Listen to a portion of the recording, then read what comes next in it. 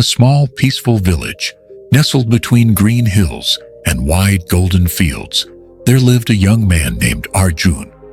The village was known for its fertile lands, calm rivers, and kind-hearted people. But among them, Arjun stood out, not for his wealth or looks, but for his restless dreams. He wanted more. He wanted success, comfort, and recognition. Every morning, while others worked quietly in their fields, Arjun would sit by the riverside, sketching plans in the mud with a stick, ideas for a bigger life beyond the village. He would look at the farmers and think, why do they work so hard just to earn so little? He often told his father, "Appa, I don't want to live like this. I want a life of comfort, a life where I don't have to struggle every day." His father, an old man with rough hands and a calm smile, would simply say, "Son, there's nothing wrong with dreaming big. But remember, even the tallest tree starts from simple roots." Arjun would roll his eyes. Simple roots? That's just another way of saying poor, he thought. One summer morning, a group of traders arrived from the nearby city. They wore shiny clothes, spoke loudly, and carried bags full of coins and goods. Arjun was fascinated. He helped them unload their carts and listened eagerly as they spoke of city life, the markets, the big houses, and the endless opportunities. One trader laughed and said, "In the city, you can earn in a day what you earn here in a month." That night, Arjun couldn't sleep. His mind buzzed with thoughts of money, power, and prestige. By dawn, he had made his decision. He packed a small bag, hugged his mother, and said, "I'll come back when I've made something of myself." His mother's eyes filled with tears, but she said nothing. His father only smiled faintly and whispered, "The city shines bright, Arjun, but don't let its light blind you." When Arjun arrived in the city, he was awestruck. The streets were crowded with people, carriages, and noise. Every corner had something happening. Sellers shouting, children running, musicians playing. It was thrilling and overwhelming. He found work at a merchant's shop, selling fabrics and jewelry. The merchant, Mr. Dinesh, was sharp and clever, a man who valued profit above all else. "Here," Dinesh said, "you'll earn what you're worth. The harder you work, the more you make." Arjun threw himself into the job. He worked day and night, learning how to talk to customers, how to convince, how to calculate profit and loss. In time, he became Dinesh's most trusted assistant. Money began to flow. Arjun bought new clothes, ate at fine places, and soon rented a small but comfortable room in the city. He would look in the mirror and smile proudly, "I made it." But as months turned into years, something began to change. The city's noise no longer sounded exciting. The lights that once dazzled him now hurt his eyes, and every day felt like running in a circle. He was earning more than ever, yet peace was missing. One evening, as Arjun was returning home after a long day, he noticed a small group of people gathered under a large tree near the marketplace. Curious, he went closer and saw an old monk sitting on a rock, speaking calmly to the crowd. The monk's clothes were simple, just a faded orange robe. His voice was soft, yet it carried through the noise of the market. He said, "People chase wealth like bees chasing honey, but they forget that even the bee rests at night. Simplicity is not the lack of wealth. It is freedom from the need for it." Arjun listened quietly, something in those words tugging at his heart. Later, when the crowd dispersed, he approached the monk and asked, "Are you saying ambition is wrong? That I shouldn't work hard?"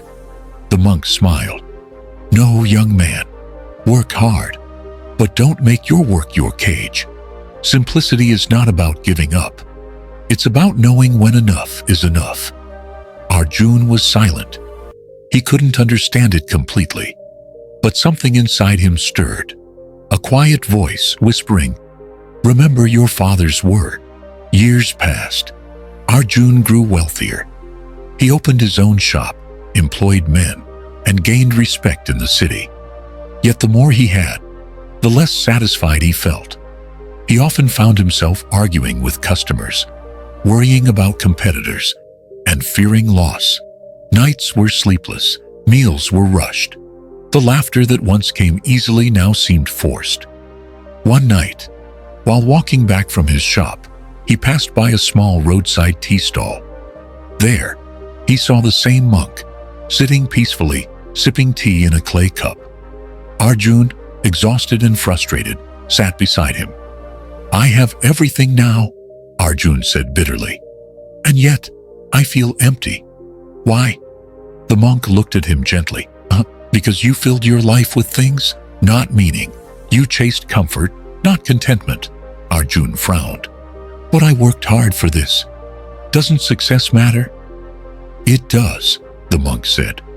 "But success without peace is like a river without water. It looks alive from afar, but is dry within. You've built walls of wealth, Arjun, but left no door for happiness to enter." Those words hit deep. Arjun didn't respond. He just sat there, watching the monk finish his tea and walk away, calm, unhurried, and free. Months later, Arjun decided to visit his village after years away. As he rode back through the winding roads and golden fields, memories flooded him. His mother's cooking, his father's smile, the quiet sound of crickets at night. When he reached home, his parents were waiting outside. His father's hair had turned fully white, but his smile was the same. Arjun hugged him tightly. "Appa, I came back." His father laughed softly. "Welcome home, my son. How is the big city?" Arjun sighed. "Busy, loud, rich, but tiring." That night, the family ate together under the stars. The food was simple: rice, lentils, and a small bowl of pickle. Yet, it tasted better than anything Arjun had eaten in years. After dinner, he sat outside, watching the stars. The silence of the village wrapped around him like a warm blanket. For the first time in a long while, he felt peace. The next morning, Arjun met an old farmer named Raghu, who was plowing his field alone. Arjun recognized him from childhood, always cheerful, always humming songs while working. Arjun asked, "Raghu, you've been farming here your whole life. Don't you ever get tired of this simple life?" Raghu wiped his sweat and smiled. "Why would I be tired, Arjun? I eat what I grow, I sleep when I'm tired, and I thank the earth every morning. What more do I need?" Arjun was silent. The man had no fancy clothes, no servants, no city luxuries, yet he radiated a joy Arjun had been chasing for years. Raghu looked at him kindly and added, "You know, people often confuse a full life with a full pocket, but real fullness comes from an uncluttered heart." Those words echoed in Arjun's mind for days. Arjun began to spend more time in the village. He helped farmers repair tools, taught the children what he'd learned in the city, and slowly found meaning in small things. Planting seeds, helping neighbors, fixing roofs. He realized that simplicity didn't mean living small. It meant living clearly. One day, while helping a child learn to write, Arjun noticed how happy he felt. There was no pressure, no competition, just pure joy in doing something that mattered. That night, he made a decision. He wouldn't return to the city. Months passed. Arjun used his savings to build a small learning center in the village, a simple hut with benches, books, and a chalkboard. Children who couldn't afford school came there to learn. He named it the Simple Path. Every morning, children would gather, their laughter filling the air. Arjun taught them not just reading and writing, but also values, patience, gratitude, kindness, and simplicity. The villagers began to admire him. Some called him Master Arjun, but he always smiled and said, I'm still learning. About life. About peace. One evening, an old traveler came to the village. To Arjun's surprise, it was the monk. The monk smiled upon seeing the school and said, "You found your simplicity, didn't you?" Arjun bowed. "I thought simplicity meant less, but it actually means more. More clarity, more peace, more life." The monk nodded, eyes twinkling. When the heart is simple, life becomes beautiful. Years later, Arjun grew old. The village had changed. More houses, more children, more happiness.